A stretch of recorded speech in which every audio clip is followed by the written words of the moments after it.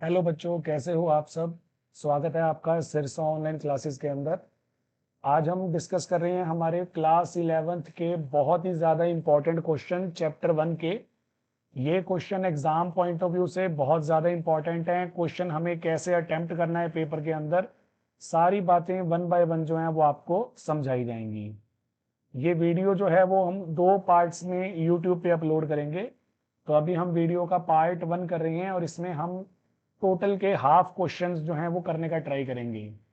जितने भी क्वेश्चंस मैंने यहाँ पे करवाने हैं बेटा आपको, उन सभी क्वेश्चंस को अगर आप कर लेते हो तो आपके सारे टाइप जो हैं वो कवर हो जाएंगे क्वेश्चंस के। हाँ, फॉर्मूला चेंज होके आ सकता है, लेकिन टाइप जब कवर हो जाती है तो हम क्वेश्चंस करने के लिए कैपेबल हो जाते हैं, ऐसा मेरा मानना है। तो वन बाय वन सभी टाइप्स को डिस्कस करने का स्टार्ट करते हैं हम। सबसे पहले फर्स्ट क्वेश्चन है हमारा, calculate the mass percent of different elements present in sodium sulphate Na2SO4। तो बेटा हमारे पास एक मॉलिक्यूल है सोडियम सल्फेट। हमने सभी एलिमेंट्स का, अलग अलग एलिमेंट जो इसमें हैं उनका मास परसेंट निकालना है। तो सबसे पहले देखो, इसमें एलिमेंट जो हैं वो हैं सोडियम, सल्फर और ऑक्सीजन। मास परसेंट अगर आपने कैलकुलेट करना है तो मास परसेंट कैलकुलेट करने का फॉर्मूला होता है मास ऑफ एलिमेंट, उस कंपाउंड में जिस कंपाउंड की हम बात कर रहे हैं, divided by molar mass of that compound, जिस कंपाउंड को हमने यहाँ पे कंसीडर किया है। परसेंटेज में कन्वर्ट करने के लिए 100% से मल्टीप्लाई कर देंगे। अब देखो हमारे पास ये सोडियम सल्फेट है, तो इसमें 2 सोडियम आ रहे हैं, 2 सोडियम है, वेट होता है 23। एक सल्फर आ रहा है, सल्फर का वेट होता है 32। 4 ऑक्सीजन आ रही हैं, ऑक्सीजन का जो वेट होता है वो 16 होता है। तो हमारे पास ये वैल्यू आ जाएगी 46 प्लस 32 प्लस 64। तो ये हमारे पास हमारी टोटल वैल्यू जो है वो आ जाएगी यहाँ पे। 46 के अंदर सबसे पहले 32 जोड़ेंगे 78, 78 के अंदर फिर 62 जोड़ेंगे, टोटल वेट आ जाएगा 142। तो ये जो 142 आया है ये हमारे कंपाउंड का मॉलिक्यूलर मास जो है वो आ गया है।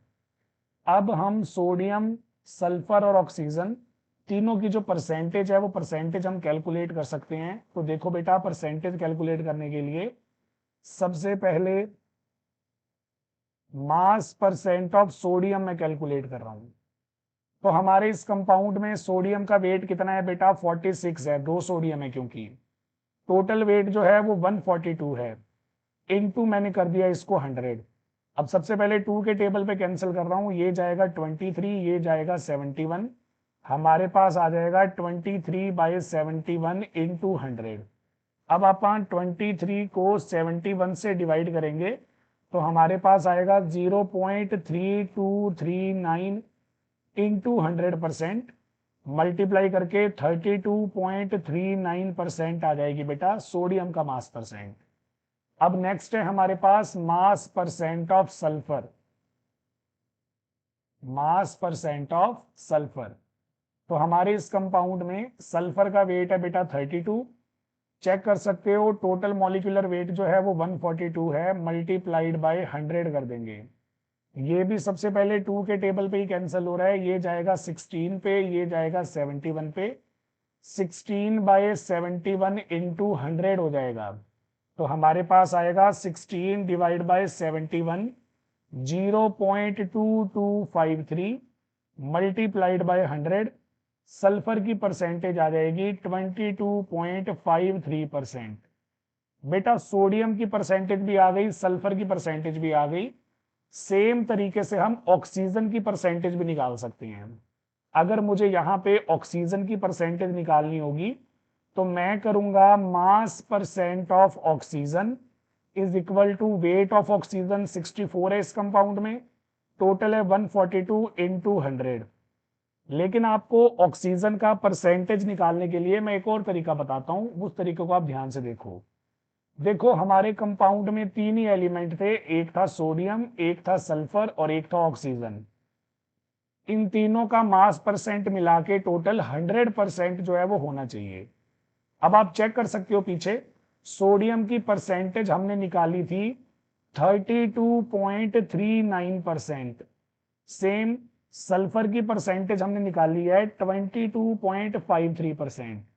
ऑक्सीजन की परसेंटेज अभी निकालनी रह गई है, वो हमें पता नहीं है, वो मैंने एज इट इज लगा दिया।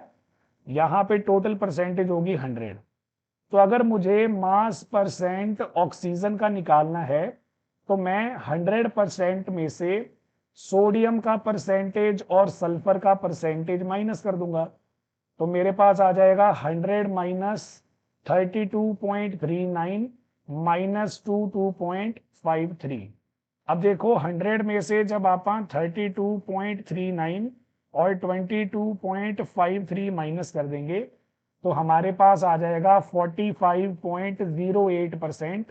डायरेक्ट ऑक्सीजन की परसेंटेज आ जाएगी। अगर आप इस फॉर्मूला से कैलकुलेट करोगे तो भी आंसर यही आएगा, और यहां से कैलकुलेट कर रहे हैं तो भी आंसर हमारा ठीक है। मतलब 3 बार आपको कैलकुलेशन करने की जरूरत नहीं है। थर्ड वाले एलिमेंट का वेट हमेशा 100 में से माइनस करके आएगा पहले दो एलिमेंट्स का वेट। तो ये हमारे पास हमारा पहला क्वेश्चन था जो यहाँ पे कंप्लीट हो चुका है। पहला क्वेश्चन कंप्लीट होने के बाद अब हम चलते हैं हमारे सेकंड क्वेश्चन पे।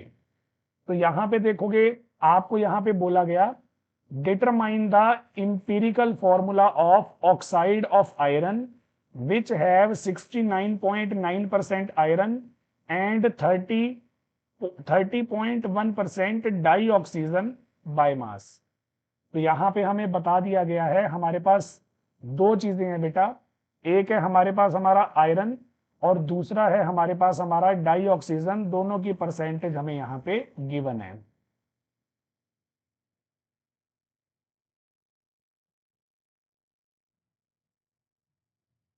देखो इंपिरिकल फॉर्मूला वाले क्वेश्चन में हमें क्या करना है बेटा, कोई भी क्वेश्चन आ जाए इंपिरिकल फॉर्मूला वाला, सबसे पहले ना आपको बेटा एक टेबल बनानी पड़ती है। देखो बिना टेबल के काम नहीं हो पाएगा। सबसे पहले हम लिखेंगे बेटा let us assume that mass of given compound is 100 ग्राम। तो बेटा हम ये अज्यूम कर लेते हैं कि जो हमारा गिवन कंपाउंड है उसका जो मास है वो है 100 ग्राम।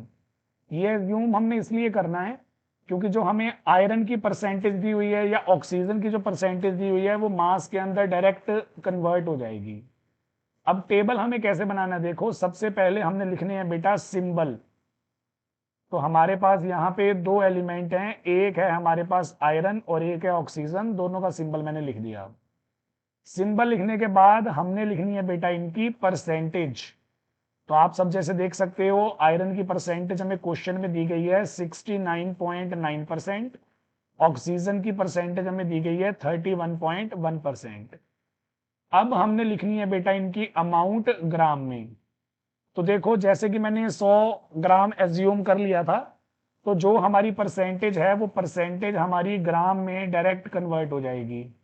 सिमिलरली जो ऑक्सीजन की परसेंटेज थी वो भी ग्राम में डायरेक्ट कन्वर्ट हो जाएगी। अब हमें लिखना है हमारे एलिमेंट्स का atomic weight.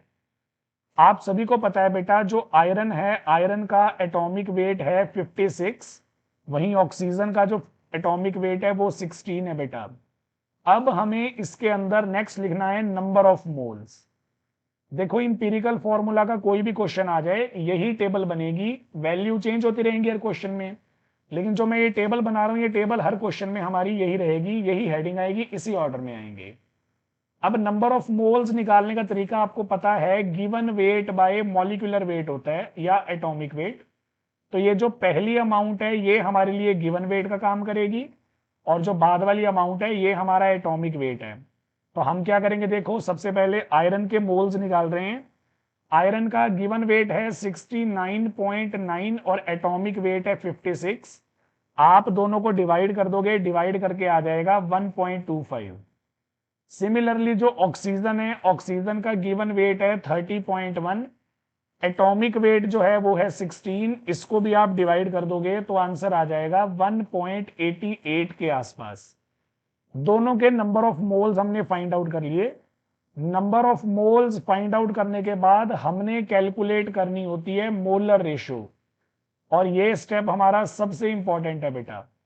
Molar ratio calculate करने के लिए 2 मोल्स के हमने आंसर निकाले, इनमें से जो सबसे छोटा आंसर है यानी कि 1.25, इस छोटे आंसर से ये दोनों वैल्यू हमें डिवाइड करनी है।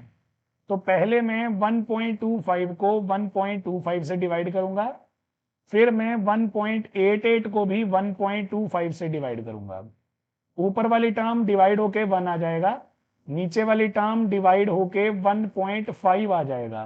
तो ये हमारे पास हमारी मोलर रेशो आ गई। फाइनल स्टेप होता है इस मोलर रेशो को हमने होल रेशो में कन्वर्ट करना है। अब होल रेशो में कैसे कन्वर्ट करेंगे, देखो Fe की वैल्यू 1 है, ऑक्सीजन की वैल्यू 1.5 है, मुझे लगता है कि वैल्यूज को डबल कर देना चाहिए।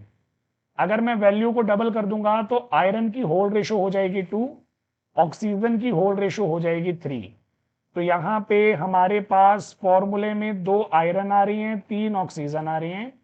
यही हमारे पास हमारा इंपीरिकल फॉर्मूला बन जाएगा। तो क्वेश्चन में हमसे यही पूछा गया था, हमें हमारे कंपाउंड का इंपीरिकल फॉर्मूला बताना था, और इंपीरिकल फॉर्मूला हमारे पास यहाँ पे आ गया है Fe2O3, ये फेरिक ऑक्साइड का फॉर्मूला है।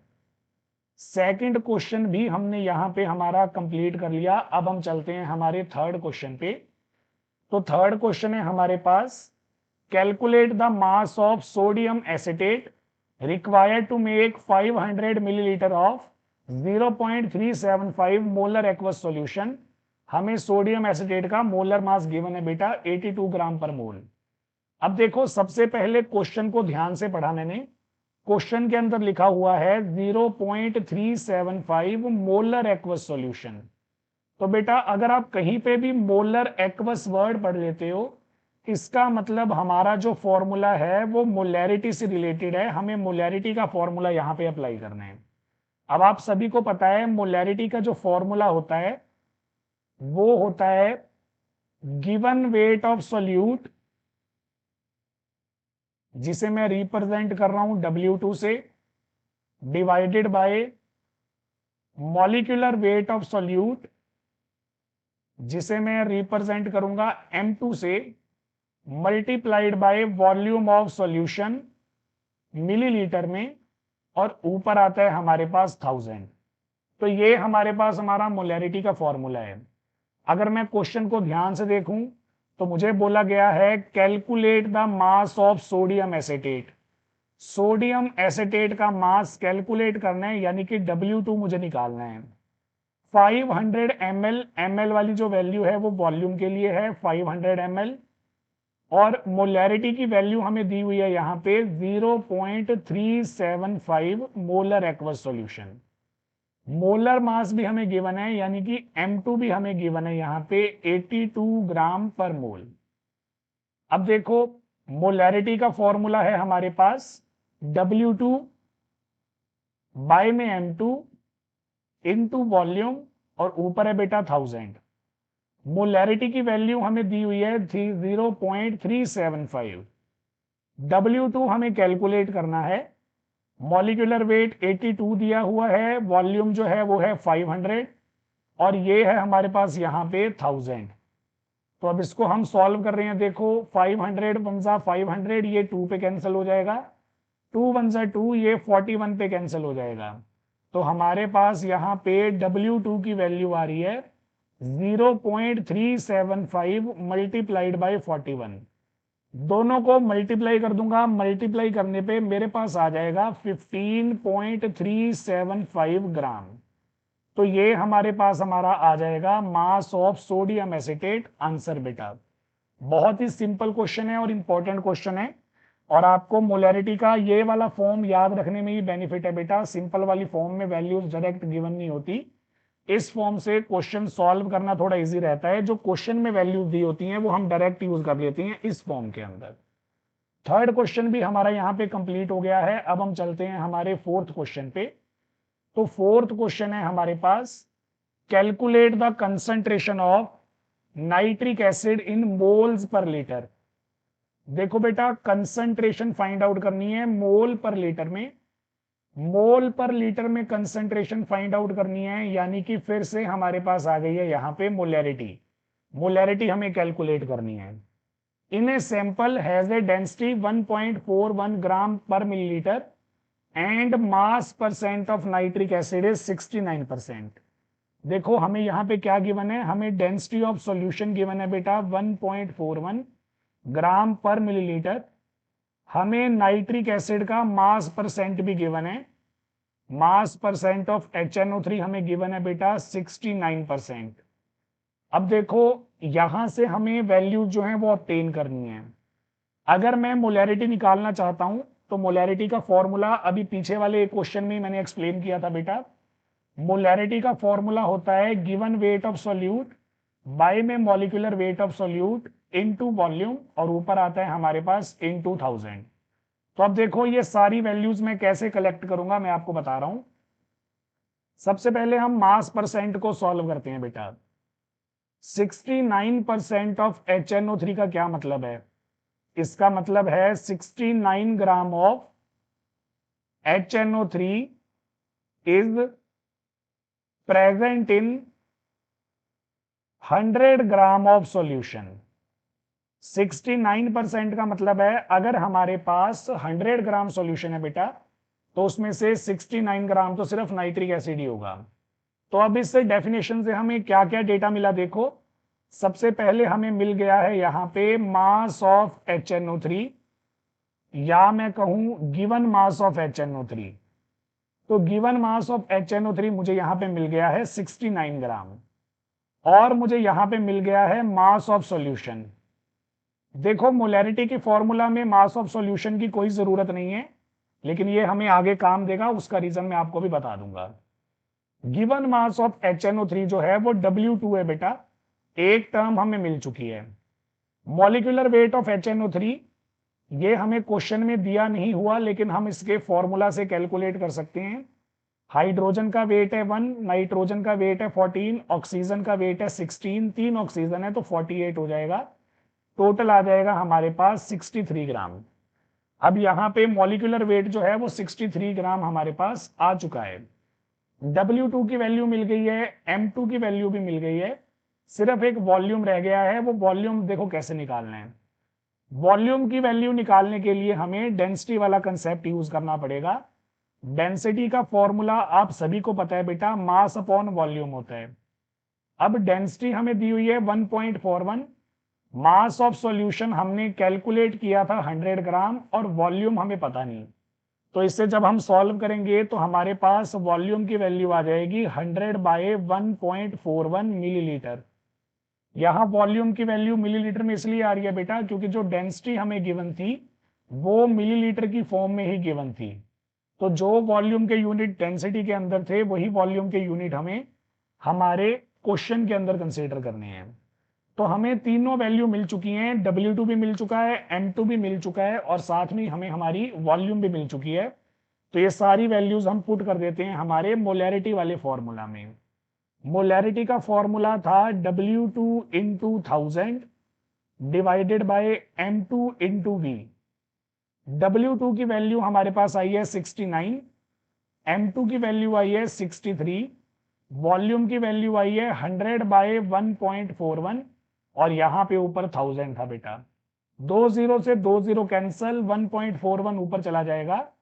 69 इंटू 1.41 डिवाइडेड बाय 63 हमारे पास आ जाएगा।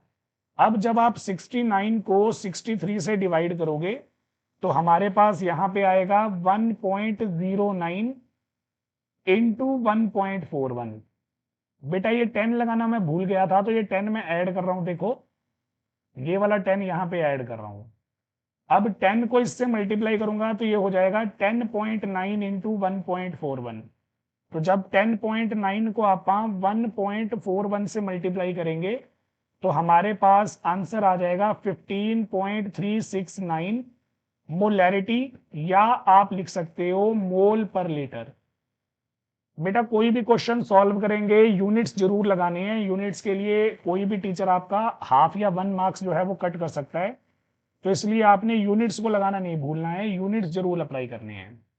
ये भी हमारा क्वेश्चन यहाँ पे कंप्लीट हो चुका है। अब हम चलते हैं हमारे नेक्स्ट क्वेश्चन पे। क्वेश्चन नंबर 5 है हमारे पास। if density of methanol is 0.739 kg per liter, what is its volume needed for making of 2.5 liter of its 0.25 molar solution.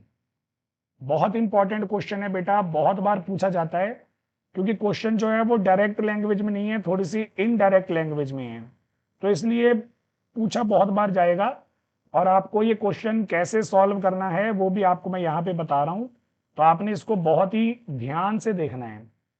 हमने कैलकुलेट करनी है बेटा वॉल्यूम, वॉल्यूम कैलकुलेट करनी है, वी कैलकुलेट करना है। किस तरीके से कैलकुलेट करना है वो मैं आपको बाद में बताऊंगा। सबसे पहले ध्यान देने वाली बात देखो, यहाँ पे जो हमें डेंसिटी की वैल्यू गिवन है बेटा, वो डेंसिटी की वैल्यू है 0.793 kg पर लीटर। अभी आपने पिछला क्वेश्चन देखा था, पिछले क्वेश्चन में डेंसिटी हमें ग्राम पर मिलीलीटर में दी हुई थी, यहाँ पे यूनिट्स जो है वो चेंज है बेटा, केजी पर लीटर है।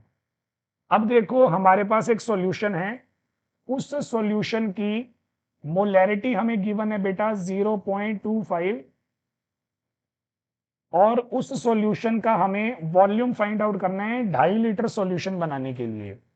अब 2.5 लीटर सॉल्यूशन के लिए हम क्या करेंगे, इसको मैं आपको बताता हूं। देखो पहले वॉल्यूम कंसीडर कर लो 2.5 लीटर। अब देखो मोलैरिटी का फॉर्मूला क्या होता है, मोलैरिटी का फॉर्मूला होता है W2 into 1000 divided by M2 into volume. Volume millilitre में होनी चाहिए, यहां लीटर में वॉल्यूम है तो पहले मैं इसे मिलीलीटर में कन्वर्ट कर लेता हूं बेटा। अब देखो एक बार हमें क्या करना है, मोलैरिटी हमें गिवन है 0.25, गिवन वेट हमें पता नहीं, मॉलिक्यूलर वेट हम मिथेनॉल के फॉर्मूला से निकाल सकते हैं। मिथेनॉल का फॉर्मूला होता है CH3OH। तो एक कार्बन है बेटा, वेट 12, 4 ऑक्सीजन है, 3 ये वाले 1 ये वाला, और एक हमारे पास 4 हाइड्रोजन है सॉरी, और 1 ऑक्सीजन है बेटा, उसका 16 वेट। तो हमारे पास आ जाएगा 12 और 4 16, 16 और 16 32 आ जाएगा बेटा हमारे पास हमारा मॉलिक्यूलर वेट। तो मॉलिक्यूलर वेट की वैल्यू 32 मैंने पुट कर दी है। वॉल्यूम है हमारे पास हमारी 2500 ml, और ऊपर है बेटा 1000। 2 0 से 2 0 कैंसिल हो गई। W2 की वैल्यू हमारे पास आ जाएगी 0.25 मल्टीप्लाइड बाय 32 मल्टीप्लाइड बाय 25, और ये जो 10 है बेटा, ये 10 चला जाएगा हमारा डिवाइड में। अब इसको हमने सॉल्व करना है बेटा, सॉल्व कैसे करेंगे देखो, 0.25 को मल्टीप्लाई करना है हमने 32 और 25 के साथ। इन तीनों वैल्यूज को मल्टीप्लाई करूंगा तो मेरे पास W2 आ जाएगा बेटा 200 डिवाइड बाय 10, 0 से 0 cancel. Given weight of solute मेरे पास आ जाएगा बेटा 20 ग्राम। अब देखो वेट जो है वो 20 ग्राम आया है, ये बात हमें ध्यान रखनी है, यूनिट्स बड़े इंपॉर्टेंट हैं। अब मैं वॉल्यूम निकालने का जो है वो ट्राई करता हूं। तो वॉल्यूम हम कैसे निकालेंगे देखो, आप सभी को पता है डेंसिटी का फॉर्मूला होता है मास अपॉन वॉल्यूम। डेंसिटी है बेटा 0.793 kg पर लीटर। मास मैंने अभी अभी कैलकुलेट किया 20 ग्राम, केजी में कन्वर्ट करने के लिए 1000 से डिवाइड बाय वॉल्यूम। तो वॉल्यूम चला जाएगा ऊपर, मेरे पास आ जाएगा 20/1000 इंटू 0.793। अब 0.793 कट करूंगा तो ये 1000 हमारे पास ऊपर चला जाएगा, 1000 से 1000 कैंसल। वॉल्यूम आ जाएगी बेटा 20 डिवाइड बाय 793।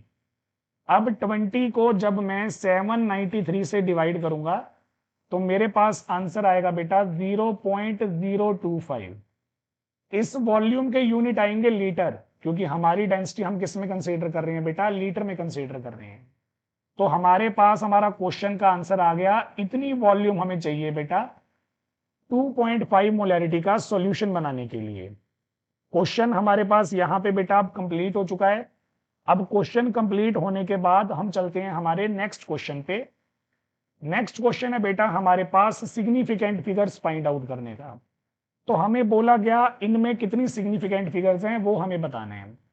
सिग्निफिकेंट फिगर्स की जब हम थ्योरी पढ़ते हैं तो उन थ्योरी के अंदर ये सारे रूल हम कवर करते हैं, उन रूल्स को यूज करके ही आप यहाँ पे सभी आंसर जो है वो बता सकते हो। तो सबसे पहले देखो पहला क्वेश्चन, फर्स्ट क्वेश्चन है हमारे पास हमारा 0.0025। अब देखो इस क्वेश्चन में आगे वाली जीरो जो होती हैं नॉन जीरो से पहले वाली, वो काउंट नहीं होती। तो हमारे पास यहाँ पे दो ही डिजिट बचते हैं बेटा, इसलिए यहाँ पे दो सिग्निफिकेंट फिगर ही हमने बोलने हैं। नॉन जीरो से जो पहले वाली जीरो होती हैं वो काउंट नहीं होती, ये रूल है बेटा, हमें याद रखना है। उसके बाद हम चलते हैं सेकंड पार्ट पे। सेकंड पार्ट है हमारा 208। अब देखो 208 एक होल नंबर है। होल नंबर में जितने भी डिजिट आते हैं वो सारे सिग्निफिकेंट होते हैं। जीरो अगर नॉन जीरो के बीच में आ जाए बेटा वो भी काउंट होती हैं। तो ये नॉन जीरो, ये non zero, zero non zero के बीच में आ रही है तो ये भी काउंट करेंगे, टोटल हो जाएंगे डिजिट 3। तो यहाँ पे हमारे पास 3 सिग्निफिकेंट फिगर हैं। सेम है हमारे पास हमारा थर्ड क्वेश्चन बेटा। थर्ड क्वेश्चन है 5005। दो जीरोस हैं और दोनों जीरो नॉन जीरो के बीच में है। जो जीरो नॉन जीरो के बीच में होती है बेटा वो हमें काउंट करनी होती है। काउंट करेंगे तो हमारे पास आ जाएंगी 4 सिग्निफिकेंट फिगर। तो यहां पे हमारे पास आ गया बेटा 4 सिग्निफिकेंट फिगर्स का कंसेप्ट। अब आ जाते हैं हम हमारे फोर्थ पार्ट पे। फोर्थ पार्ट है 126000। तो अब देखो ये हमारे पास होल नंबर है जो जीरो से खत्म हो रहा है। अगर आपको कोई होल नंबर मिल जाए जो जीरो से खत्म हो रहा हो तो आपने उसे सबसे पहले पावर वाली फॉर्म में लिखना है, एक्सपोनेंट फॉर्म में लिखना है बेटा। अब इसकी एक्सपोनेंट फॉर्म बनेगी 126 इंटू 10 की पावर 3। ये वाले नंबर आपको नहीं देखने, यहां पे अपने पास आ रहे हैं टोटल 3 डिजिट। तो हम यहां पे बोल देंगे यहाँ पे 3 सिग्निफिकेंट फिगर है बेटा। फिर हम आ जाएंगे हमारे फिफ्थ पार्ट पे। फिफ्थ पार्ट है 500.0।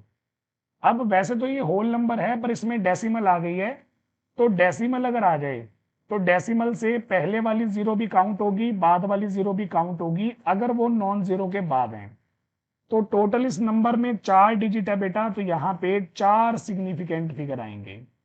लास्ट पार्ट है हमारा 2.0034।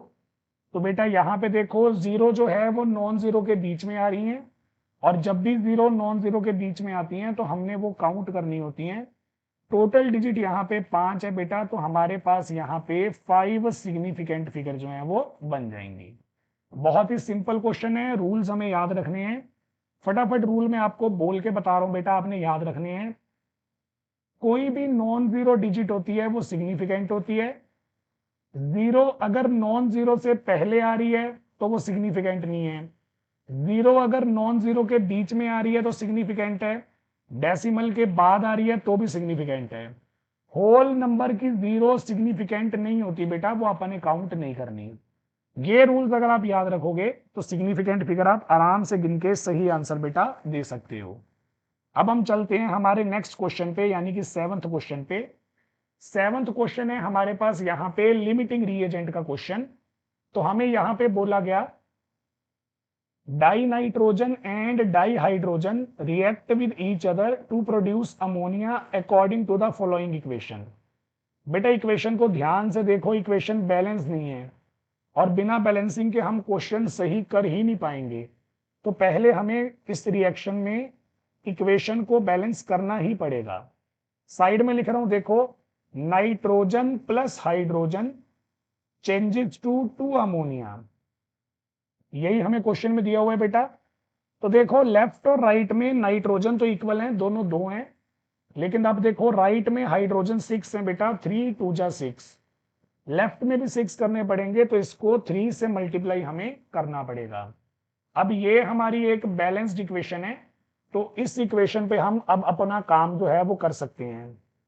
पहला पार्ट हमें क्वेश्चन में दिया गया, calculate the mass of ammonia produced if 2000 gram of die nitrogen react with 1000 gram of hydrogen. हमें सबसे पहले ये बताना है बेटा, जब 2000 ग्राम नाइट्रोजन 1000 ग्राम हाइड्रोजन के साथ रिएक्ट करेगी तो वहां पे अमोनिया का कितना मास प्रोड्यूस हो रहा है वो हमें कैलकुलेट करना है। दूसरा हमें बताना है कि दोनों में से कोई रिएक्टेंट अनरिएक्टेड तो नहीं है, बच तो नहीं गया। और तीसरा हमें बताना है अगर कोई रिएक्टेंट बच गया है, आंसर हमारा यस है, तो उस बचे हुए रिएक्टेंट का मास कितना है। ये सारी चीजें हमें कैलकुलेट करनी है। जब भी बेटा हमें अमाउंट दी जाती है रिएक्टेंट की अमाउंट देने के बाद जब भी हमसे प्रोडक्ट की अमाउंट पूछ ली जाए, तो बेटा 99% चांस है वो क्वेश्चन हमारा लिमिटिंग रिएजेंट का ही होता है। अब मैंने लिमिटिंग रिएजेंट का क्वेश्चन करने का तरीका क्या बताया था, मैं रिपीट कर रहा हूं। देखो, आपको सबसे पहले क्वेश्चन जो है वो लिखना है। क्वेश्चन लिखने के लिए सबसे पहले जो इक्वेशन आपको दी हुई है बेटा, वो आपने लिखनी है। अमोनिया बनाने वाली रिएक्शन मैंने यहाँ पे लिख दी है, और वो रिएक्शन मेरी बैलेंस्ड फॉर्म में होनी चाहिए। बैलेंस होगी तो ही हम काम कर पाएंगे। तो मैंने रिएक्शन को बैलेंस कर लिया था बेटा, लेफ्ट में हाइड्रोजन के आगे 3 लगा के मैंने उसे बैलेंस कर लिया था। अब देखो, रिएक्शन जो है वो हमारी बैलेंस्ड है, तो बैलेंस्ड रिएक्शन के लिए हमने अब इस इक्वेशन को नंबर ऑफ मोल्स की फॉर्म में लिखना है।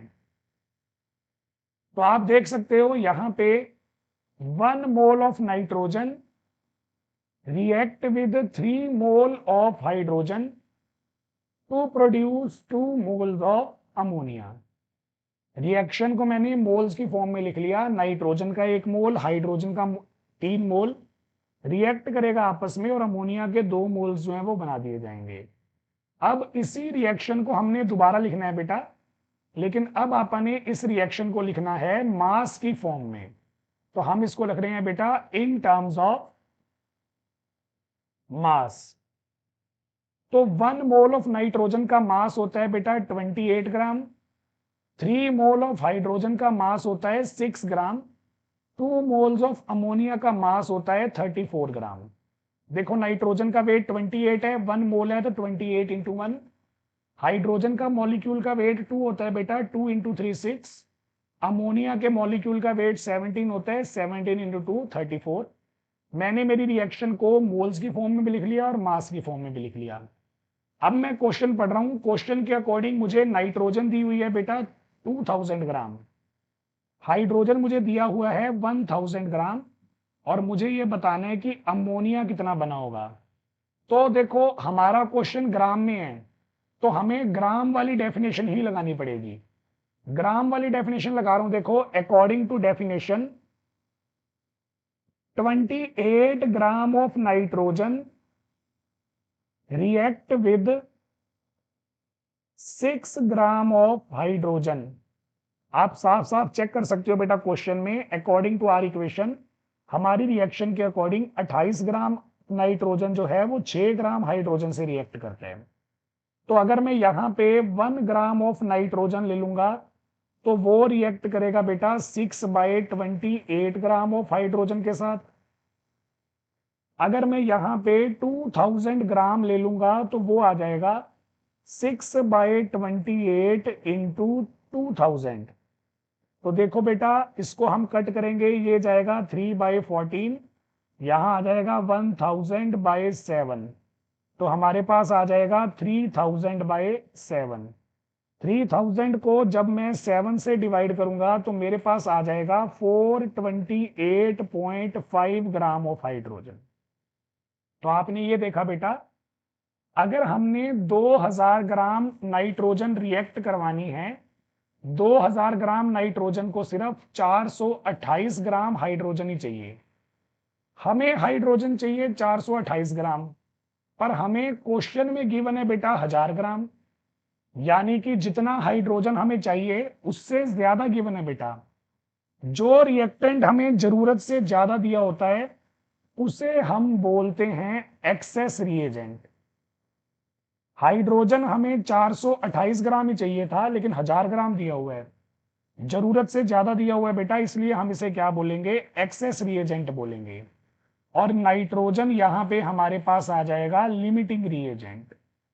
अब किसी बच्चे ने मुझे बोला कि सर हम काम कुछ और करना चाहते थे लेकिन काम कर कुछ और रहे हैं, तो मैंने पूछा कैसे। तो बच्चे ने मुझे बताया, सर हमें एक्सेस या लिमिटिंग तो निकालना ही नहीं था, हमने तो अमोनिया की अमाउंट निकालनी थी। तो बेटा अमोनिया की अमाउंट ही निकाल रहा हूं। आप बिना लिमिटिंग रिएजेंट पता किए अमोनिया की अमाउंट कैलकुलेट नहीं कर सकते हो बेटा, इसलिए मैंने यहां पे पता किया नाइट्रोजन मेरा लिमिटिंग रिएजेंट है। अब क्योंकि नाइट्रोजन लिमिटिंग रिएजेंट है, तो नाइट्रोजन की अमाउंट पे डिपेंड करेगा कितना अमोनिया बनेगा। बेटा नाइट्रोजन और अमोनिया का रिलेशन हम बनाएंगे यूनिटरी मेथड के अकॉर्डिंग। तो हम बोलेंगे 2000 ग्राम ऑफ नाइट्रोजन प्रोड्यूस, सॉरी ये गलत हो गया बेटा, पहले सिंपल वाली डेफिनेशन लगानी है। सिंपल वाली डेफिनेशन थी हमारे पास ये वाली 28 वाली, तो हम लिखेंगे 28 gram of nitrogen produce 34 gram of ammonia. अगर हम 28 ग्राम नाइट्रोजन लेते हैं बेटा, तो उससे हम 34 ग्राम अमोनिया प्रोड्यूस कर सकते हैं। अगर मैं 1 ग्राम नाइट्रोजन लूंगा तो 34/28 ग्राम अमोनिया प्रोड्यूस होगा। मेरे पास 2000 ग्राम नाइट्रोजन है, तो 2000 ग्राम नाइट्रोजन प्रोड्यूस करेगा 34/28 इंटू 1000 बेटा, सॉरी 2000। सबसे पहले यहाँ 17, यहाँ 14, फिर ये हो जाएगा 7 और ये हो जाएगा 1000 बेटा। मेरे पास आ जाएगा 17,000/7।